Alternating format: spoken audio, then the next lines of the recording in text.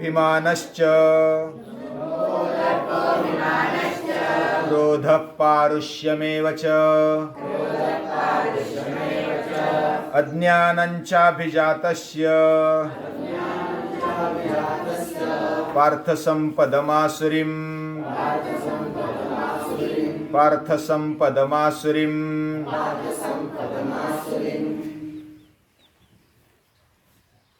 श्रीमद् भगवद गीता में दो संपत्ति का वर्णन है। एक है दैवी संपत्ति और दूसरी है आसुरी संपत्ति। और महाभारत में दोनों संपत्तियों का वर्णन है। पूरी दुनिया में अगर कोई लोग है कितने प्रकार के, तो वो दो प्रकार की मुख्यता है। एक है दैवी संपत्ति वाले और दूसरे है आसुरी संपत्ति वाले। महाभारत सभी को मालूम है, सभी ने देखा है, टीवी पर धारावाहिक भी देख रहे हैं और वह भी कोई भी देख सकता है। लेकिन उसमें से अभ्यास करने वाले और अपने जीवन में ढालने वाले कम होते हैं। अभ्यास बार बार उसका मनन चिंतन निधिध्यासन होना चाहिए, तब अभ्यास होता है। एक एक चरित्र का चित्रण महर्षि वेदव्यास जी ने किया है और उसमें से क्या हमारे जीवन में करना चाहिए, होना चाहिए, क्या नहीं होना चाहिए, क्या नहीं करना चाहिए, ये समझ में आता है। राजसूय यज्ञ पूरा हुआ और उस यज्ञ में शिशुपाल का वध भी हो गया। सुदर्शन चक्र से भगवान श्री कृष्ण ने उसको मार दिया, गला काट दिया। और उसके बाद निर्विघ्नता से पूरा यज्ञ संपन्न हुआ। सभी को भोजन, सभी को आदरातिथ्य सम्मान मिला और सभी अपने अपने राज्य में चले गए, अपने अपने घर चले गए। कुछ ऋषि और जो नजदीक वाले हैं वो रहे, भगवान श्री कृष्ण और बलराम भी चले जाते हैं। उसके बाद दुर्योधन आदि शकुनी रहते हैं उधर। दुर्योधन वो मय सभा देखने के लिए जाता है उधर। जिधर जमीन लगती थी उधर पानी, जिधर पानी लगता था उधर जमीन, जिधर दरवाजा समझ में आता था उधर दीवार, और जिधर दीवार समझ में आती थी उधर दरवाजा। और ऐसे टकराता, डूबता, गिरता, ऐसा दो चार बार उसका हुआ और वो परेशान हो गया। और युधिष्ठिर छोड़कर बाकी जो जिसने देखा वो हंसने लगे। ये अंधा, अंधे का बेटा अंधा। तो ऐसा चिढ़ाया, ऐसा कुछ कथा में वर्णन है। लेकिन कोई भी अगर गिरता है तो हमें हंसी आती है। लेकिन जो आसुरी संपत्ति वाला होता है वो हंसी पर असूया उसको आ जाती है, उसके मन में क्रोध आ जाता है। और वैसा ही दुर्योधन के मन में वह द्वेषाग्नि, वह बदले की भावने का अग्नि वह धधकने लगा। वो उधर तो कुछ बोला नहीं, लेकिन चुपचाप हस्तिनापुर चला आया। उसके बाद हस्तिनापुर में अपने पिता धृतराष्ट्र से मिला। उसके पहले शकुनी मामा ने उसको सलाह दे दी।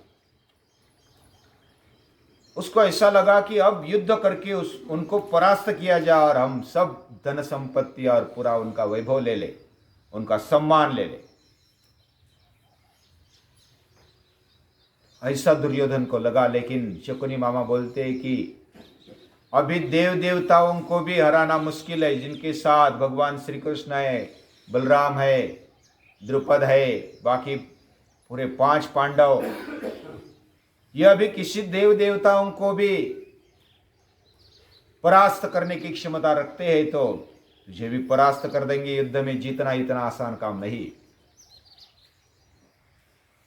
इस प्रकार समझाकर अगर तुझे कुछ करना है तो मैं तुझे आइडिया देता हूं। शकुनी मामा होशियार है। उनका दिमाग अगर अच्छी बातों में लगता तो भगवान श्री कृष्ण की दिमाग के बराबर उनका दिमाग दिखाई देता है,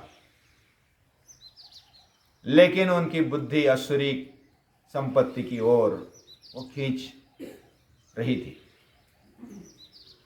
और सीधा साधा शक्ति अगर नहीं है, कम है, दुर्बलता अगर है तो आसुरी संपत्ति जोर करती है। असुषु रमन्ते इति असुराः। जो अपने प्राणों में ही रममान रहते, स्वार्थ में रममान रहने वाले असुर है। असुर की सीधी सादी व्याख्या है जो अपने में खाओ पियो मजा करो इतने में ही रममान रहने वाले असुर है। राक्षस रहते वो थोड़े बलवान रहते, लेकिन असुर बलवान होंगे या तो नहीं भी होंगे, लेकिन अपने ही प्राणों में खाओ पियो मजा करो में रममान रहने वाले। ईट ड्रिंक एंड बी मेरी, ऐसा उनका जीवन। तो ऐसी प्रवृत्ति वाले ये शकुनी मामा है और दुर्योधन भी है। फिर भी दिमाग है, शक्ति है, उनके मर्यादा में है। तो शकुनी मामा बोलते हैं कि धृतराष्ट्र के पास जाओ और उनको मनाओ और एक ऑर्डर भेजो।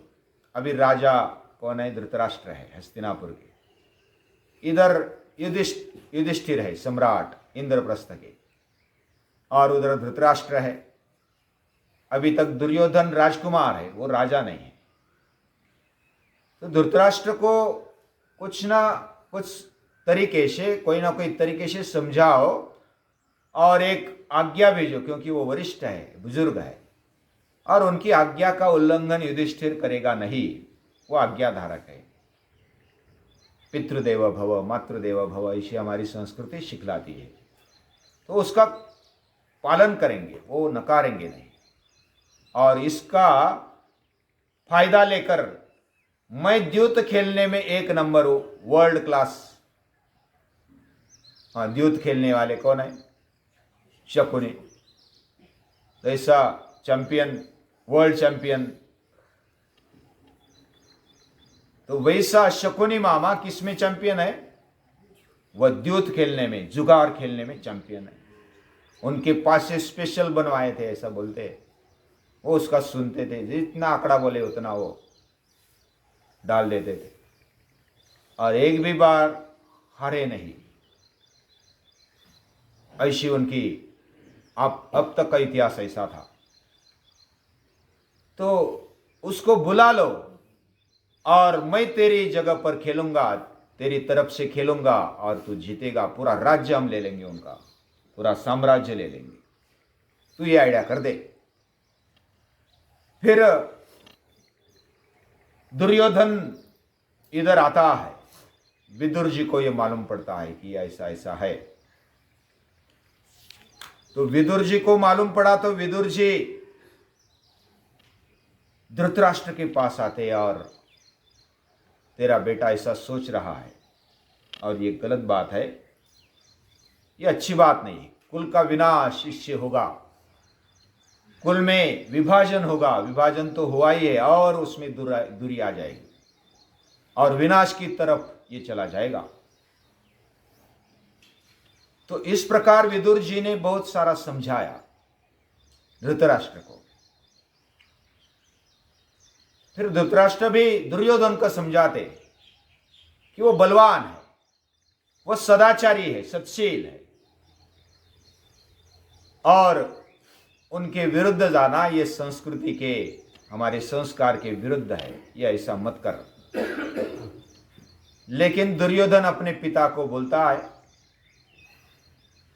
कि मैं उनको शत्रु मानता हूं और शत्रु को कभी भी क्षमा नहीं करनी चाहिए। कौन से भी तरीके से उसको परास्त करके राज्य हासिल करना चाहिए, बस, बाकी मुझे कुछ नहीं चाहिए।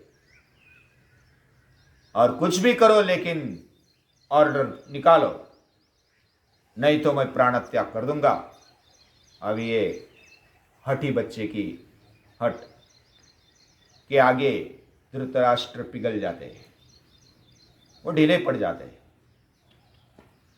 जब उसका जन्म हुआ था तो गधे जैसी आवाज निकाली थी। गांधारी को भी लगता है कि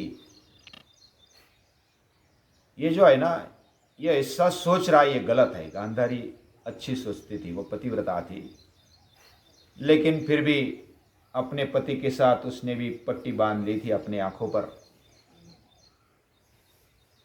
तो इस प्रकार धृतराष्ट्र ऑर्डर दे देते हैं और विदुर जी को बोलते कि जाओ, इधर एक भवन बनवाएंगे। बनवाया, और वो भवन खास द्यूत क्रीड़ा के लिए बनवाया, जुगार खेलने के लिए एक बड़ा भवन बनवाया। उसमें राजा महाराजा बैठे, जैसे मई सभा थी, इधर एक सभा बनवाई हस्तिनापुर में, और ये सभा बनाई, उसको देखने के लिए आ जाओ, निमंत्रण दे दो और द्यूत खेलेंगे, ऐसा बोलो युधिष्ठिर को और सभी पांचों पांडवों को भी। तो विदुर जी समझाते धृतराष्ट्र को कि आपकी मति अभी विनाश की तरफ जा रही है। आप जो बोल रहे हैं, ऑर्डर दे रहे हैं, ये अच्छा नहीं। ये कुल का विनाश लेकर आएगा। दोनों भाइयों में, चचेरे भाइयों में मनमुटाव होगा और ये कुल का विनाश मुझे दिख रहा है। लेकिन धृतराष्ट्र बोलते दैव ही ऐसा है, मुझे जो सूझ रहा है वह मैं आपको बता रहा हूं, आप फॉलो करो। अभी वो प्रधानमंत्री है और दूसरे राजा है, तो राजा का सुनना ये उस समय मानना ही चाहिए, ऐसा होता था। नहीं तो फिर विदुर जी जाते और युधिष्ठिर को बोलते हैं कि धृतराष्ट्र की मति मारी गई, वह अपने पुत्र प्रेम में अंधे हो गए, और यह ऑर्डर लेकर मैं आया हूं, लेकिन तू सुन मत। धृतराष्ट्र ने आज्ञा दी है कि सभा देखने के लिए आ जाओ और द्यूत खेलने के लिए आ जाओ। लेकिन विदुर जी समझाते हैं युधिष्ठिर को। युधिष्ठिर उस समय, फिर ये गलत तो है, लेकिन अभी धृतराष्ट्र यानी पिताजी बोल रहे हैं तो उनकी आज्ञा का अवहेलना करना मुझे शक्य नहीं है। उनकी आज्ञा है तो मैं आऊंगा जरूर, जो भी हो जाए। तो वो पूरे बाकी भाइयों को बता देते हैं, द्रौपदी को भी बता देते हैं, और पूरा सामान, पूरा राजठाट में वो रथ में बैठकर चले आते हैं और पूरी सभा को देखते हैं, भोजन आदि सम्मान आदरातिथ्य स्वीकार करते उधर का। और फिर मुकाम करके दूसरे दिन फिर द्यूत क्रीड़ा खेलने के लिए जो हॉल बनवाया था, सभा बनवाई थी, उधर सभी चले आते, सभा भरती है। और उस समय एक ऐसा भी था, जो भी क्षत्रिय होते थे वो द्यूत खेलने के लिए आह्वान अगर दिया जाए वो मना नहीं करते। युद्ध का आह्वान और खेलने का आह्वान, द्यूत खेलने का आह्वान, ये मना नहीं किया जा सकता। इससे क्षत्रियों में एक परंपरा रही थी, और उस परंपरा के मुताबिक युधिष्ठिर उसमें अटक जाता है। और फिर बाकी भीष्माचार्य समझाते हैं, द्रोणाचार्य समझाते हैं, कृपाचार्य समझाते हैं, फिर भी दुर्योधन और धृतराष्ट्र मानते नहीं। और वो दैव पर अभी नसीब भी ऐसा है तो क्या करे, ऐसा चुप कर वह इस नीति को अपनाते हैं। फिर खेलना शुरू हो जाता है और युधिष्ठिर खेलता है, इधर शकुनी दुर्योधन की तरफ से खेलता है। और पहले तो संपत्ति लगा दी, थोड़ी थोड़ी करके संपत्ति लगा दी, मोहरे लगा दी, सोना लगा दिया, मानिक मोती रत्न लगा दिए, हाथी घोड़े रथ लगा दिए, राज्य लगाया, फिर अपने आप को लगाया और बाकी पांडवों को भी लगाया, भीम को, अर्जुन को, नकुल, सहदेव को, सभी को लगाया। फिर सब हार चुके, युधिष्ठिर सब हार चुके। फिर और क्या बाकी है खेलने के लिए? तो अभी हो गया, युधिष्ठिर बोलता है मैं पूरा हार चुका, अभी कुछ नहीं रहा मेरे पास। तो उधर कौरव में से दुर्योधन आदि, कर्ण आदि बोलते हैं कि और एक है, द्रौपदी तेरी बाकी है, उसको लगा दे लास्ट दांव, तो द्रौपदी को भी लगा देते हैं युधिष्ठिर। और लगा देने के बाद फिर जैसा होना था वैसा हो गया। युधिष्ठिर हार जाते हैं, शकुनी जीत जाता है, ये लो मैं जीत गया। हंसते हंसते सभी हंसते, ठठा कर हंसते। और दुर्योधन बोलता है, दुशासन बोलता है कि अभी ये दासी हो गई हमारी, द्रौपदी जो सम्राज्ञी थी वह अभी दासी हो गई, उसको लेकर आओ इधर।